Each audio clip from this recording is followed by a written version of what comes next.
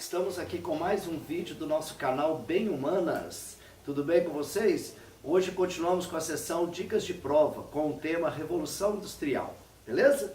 Então vamos lá, sem perda de tempo, rapidinho para você ir bem nas suas avaliações, ok? Bom, gente, a Revolução Industrial é um conjunto de mudanças que ocorreu na Inglaterra na década de 1760, tá? Não aconteceu do dia para a noite, foram vários anos que o historiador Hobsbawm, o grande historiador Hobsbawm, no seu livro A Era das Revoluções, pontuou bastante, com muita clareza. Nós temos que tomar cuidado com algum fato marcante. Nós não temos, são invenções, modos de produção, tá, que surgiram nessa década para revolucionar a indústria inglesa. Bom, gente, a Revolução Industrial está sempre relacionada, claro, com a mecanização da produção, a introdução de máquinas no lugar da força de trabalho humana, ok? Agora, a primeira pergunta que você vai ter em suas provas, que aparece bastante, é o porquê de ser a Inglaterra o berço da Revolução Industrial. Podemos apontar alguns fatores, beleza? Bom, primeiro vamos começar com a ascensão da burguesia no século XVIII, a condição de classe dominante. No finalzinho do século XVII, em 1689, com a Revolução Gloriosa, a burguesia tomou conta do parlamento e a política interna inglesa passou a favorecer a classe mercantil e a classe industrial inglesa, a burguesia. Outro fator importante, que essa burguesia carrega com ela uma ideologia religiosa que permite, aplaude e incentiva a acumulação de riqueza, que é o puritanismo, tá?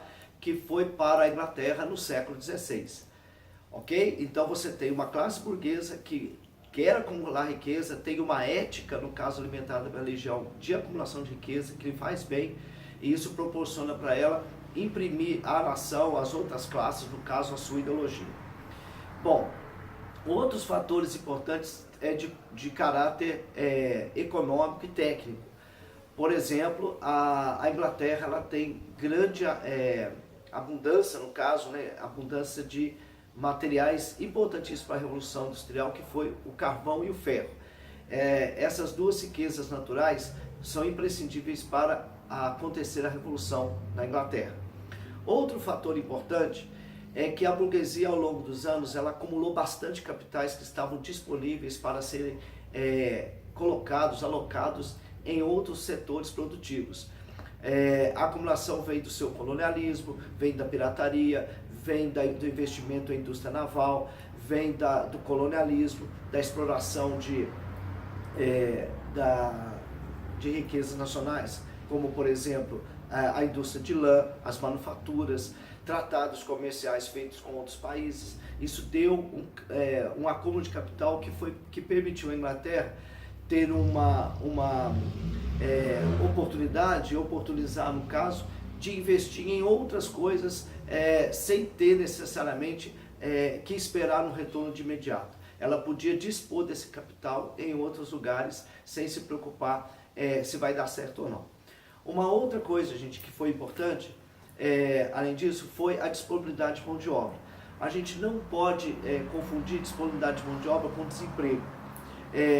No caso da Inglaterra, por causa dos cercamentos, uma grande massa de camponeses teve que migrar para a cidade, fugindo da fome, fugindo da opressão dos senhores feudais no campo, e ir para as cidades procurar, no caso, sobreviver e procurar novos empregos. Então, estava disponível para a indústria nascente inglesa uma massa muito grande de operários famintos que se dispuseram a trabalhar por um salário bem baixo, ok? Então, a gente juntando tudo isso, a burguesia no poder, uma mentalidade capitalista ligada à religião, materiais disponíveis, capital disponível e uma massa de camponeses pronta para trabalhar. Isso explica, no caso de o pioneirismo inglês. Não tem uma mais importante que o outro. O conjunto desses fatores faz com que a Inglaterra seja o berço da Revolução, ok? Bom, gente, a Revolução, então, ela se coloca como uma mudança drástica na forma de produção. Anteriormente havia uma modo de produção, né, do artesanato, que atendia uma economia local bastante restrita. Os artesãos devagarinho vão sendo levados para as fábricas, né?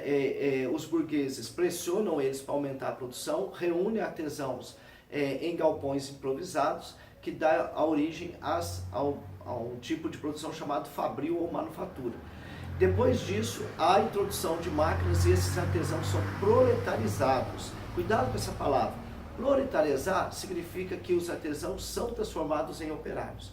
Os artesãos perdem, no caso, o controle da produção, perdem o controle, no caso, do tempo, perdem o controle sobre o preço do seu trabalho.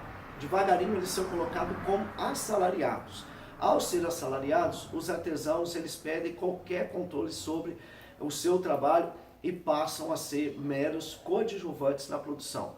Eles vão, ao longo do tempo, ao longo dos séculos, se tornando-se cada vez mais apenas um elemento e um insumo da produção. Ok?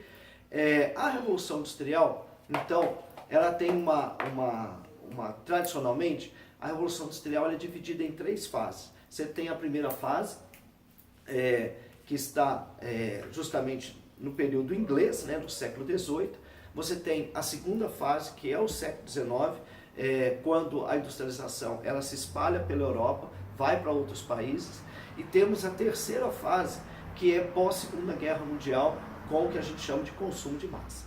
Ok? Então a Revolução Industrial tem 3 fases. Na primeira fase, que é nossa maior preocupação agora de passar para vocês, é só identificar, tá, galera? Que está identificada com máquinas a vapor movidas a carvão mineral, ok? Então, as máquinas eram muito rústicas, mas que eram movidas já a carvão mineral. Na segunda fase, você tem a introdução de outras fontes de energia, que é o petróleo e a eletricidade. Isso é no século XIX. No século XX, outras fontes de energia são introduzidas, ok? Na primeira fase, então, lembrar, carvão mineral, né, era a principal fonte de energia. E a indústria que vai puxar o carro da Revolução Industrial, na primeira fase, é a indústria têxtil. Não esqueça disso. É a indústria têxtil que vai puxar toda a Revolução Industrial no século XIX. Isso por uma razão simples. Era uma indústria que custava barato no investimento, tinha um alto mercado consumidor, né? Tinha um grande mercado consumidor, e ela vai integrar um mercado que já havia antes, que é o mercado colonial. A Inglaterra começa produzindo camisas de lã das ovelhas do campo, né, no qual os nobres, né, chamados gentry, vão produzir, que vai ser responsável, inclusive, pela expulsão dos camponeses para o campo, do campo para as cidades. Mas depois, as colônias inglesas, como Índia, sul dos Estados Unidos, né, as colônias do sul dos Estados Unidos, vão ser integrados nesse mercado inglês. Então isso favoreceu muito o surgimento da indústria no setor têxtil, ok? Outra coisa que a gente tem que falar dessa primeira fase, ok, gente?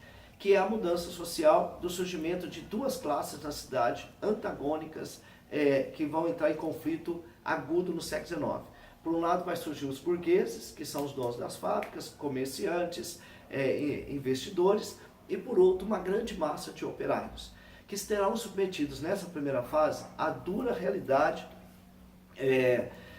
do trabalho nas fábricas. Vocês já devem saber, é comum falar, né, nas salas de aula, que a gente tem péssimas condições de trabalho, mas ressaltar também, gente, que isso leva a péssimas condições de vida. Péssimas condições de trabalho, longas horas, né, exaustivas horas de trabalho, chega a ser 16 por dia, baixíssimos salários, condições de trabalho muito ruins, porque as fábricas são lugares improvisados, sujos, barulhentos, tinha muitas doenças ligadas à pneumonia, asma, tuberculose, ligada à questão do aparelho respiratório, porque era muito ruim as condições nas fábricas. Outra coisa, péssimas condições de vida. Os trabalhadores moravam em lugares aglomerados, sem saneamento básico, sem água potável, muito perto das fábricas, se amontoavam ali, né? Então as condições de trabalho levavam a péssimas condições de vida. Isso levou, gente, à organização dos operários para melhorar essas condições, no qual deu origem a 3 grandes movimentos no século XIX, que são chamados movimentos operários, tá? Vamos lá? Ludismo, cartismo e sindicalismo. Ludismo está ligado à ideia de quebra das máquinas, ok? Toda vez que havia perigo de desemprego e baixo salário, eles vão atuar no sentido de quebrar as máquinas. Foi logo contido por rigorosas leis inglesas.